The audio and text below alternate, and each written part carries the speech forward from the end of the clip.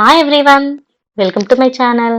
ఈరోజు సెషన్లో how happy is the little stone written by Emily Dickinson ఈ poem గురించి చెప్పుకుందాం. Okay, how happy is the little stone. Little stone అంటే అందరికీ తెలుసు, చిన్న రాయి అనేసి అర్థం. ఆ రాయి ఎంత హ్యాపీగా ఉందో అని ఇక్కడ అర్థం. ఒక రాయి హ్యాపీగా ఉండడం ఏంటి అని మనకు అనిపిస్తుంది కదా.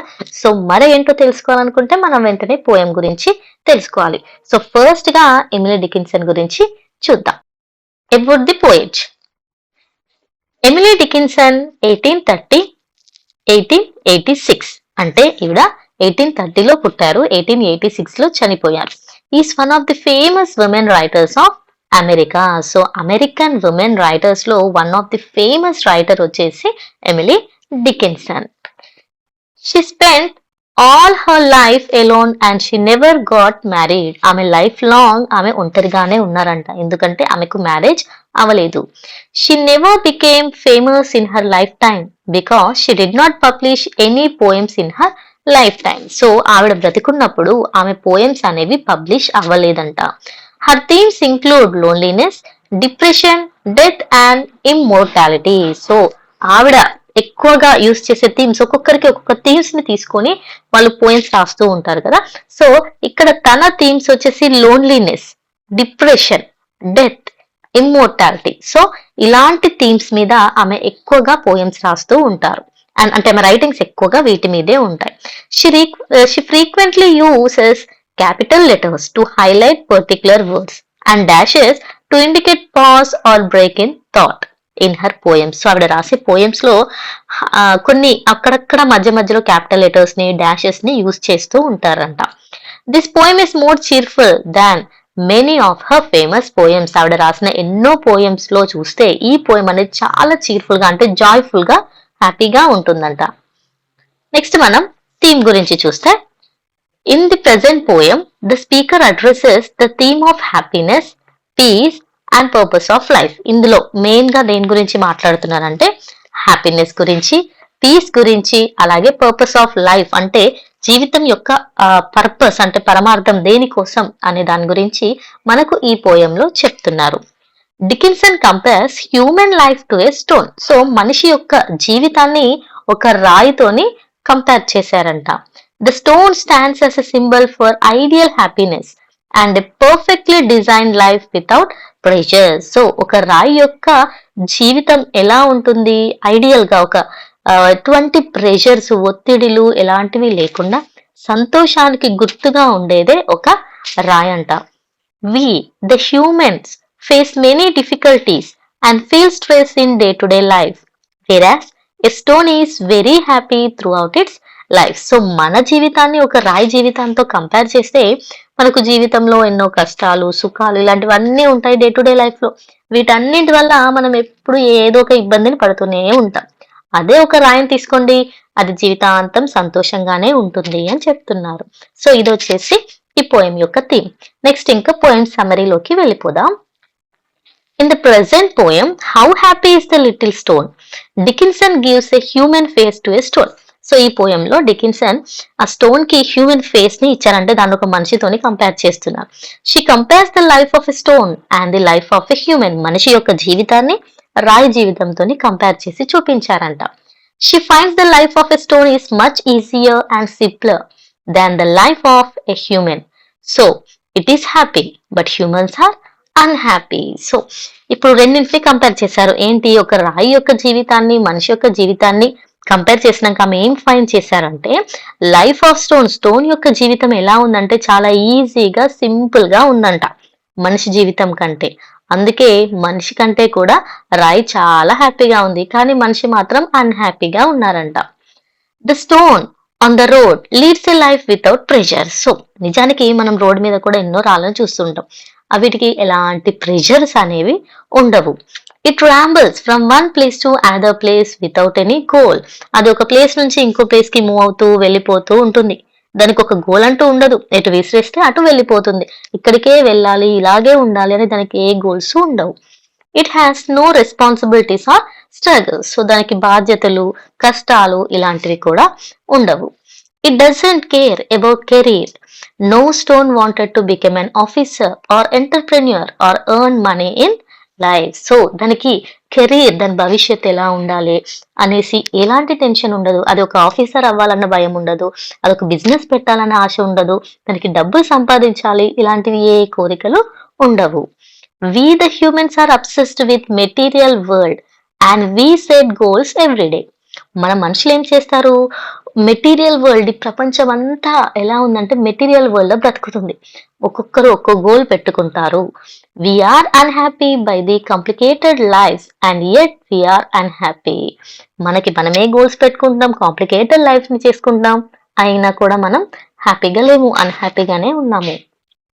It states that people should be happy just being who they are.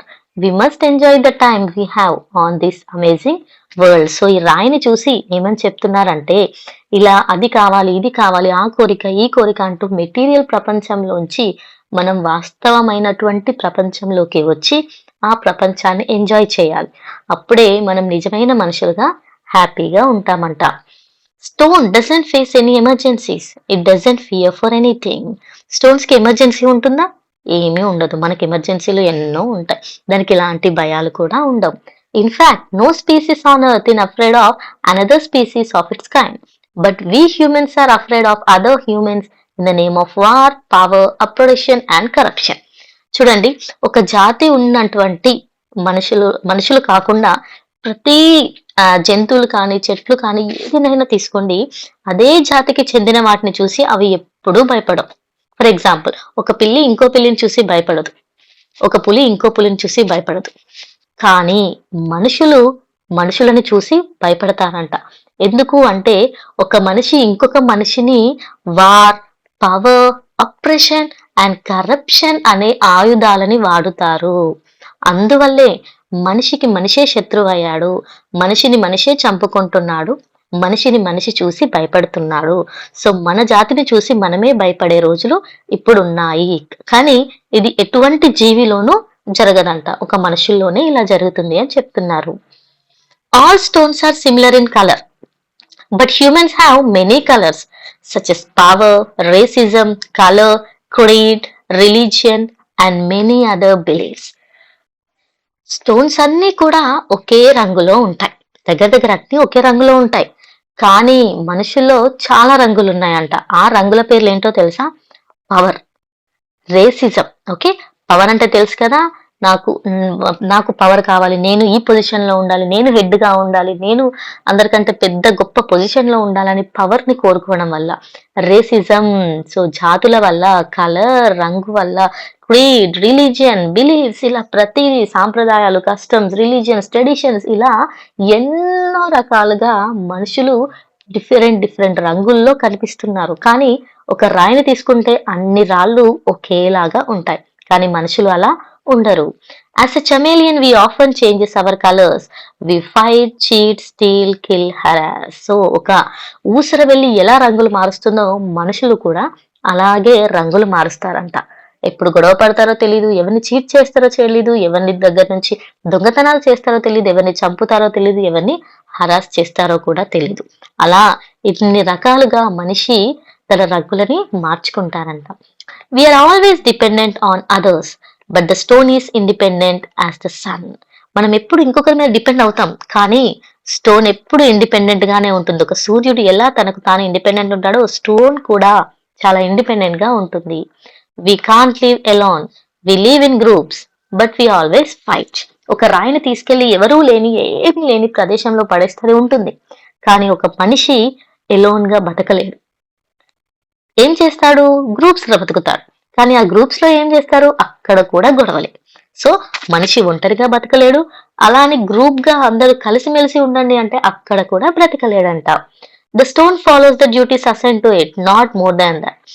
So ఒక స్టోన్ దానికి ఇచ్చిన డ్యూటీనే చేస్తుంది, అంటే దాన్ని ఎలా చెక్కితే అలా ఉండడం, ఎటు పడేస్తే అటు వెళ్ళడం, అలా దాని డ్యూటీనే చేస్తుంది అంతే. మనం ఏం చెప్తే అది చేస్తుంది. As a stone we are also created to follow the law of God or nature. ఆ స్టోన్ లాగే మనుషులు కూడా దేవుడు సృష్టించబడ్డాడు, మనల్ని కూడా దేవుడే సృష్టించి ఆయన చెప్పినట్టు మనం వినాలి అని అన్నాడు.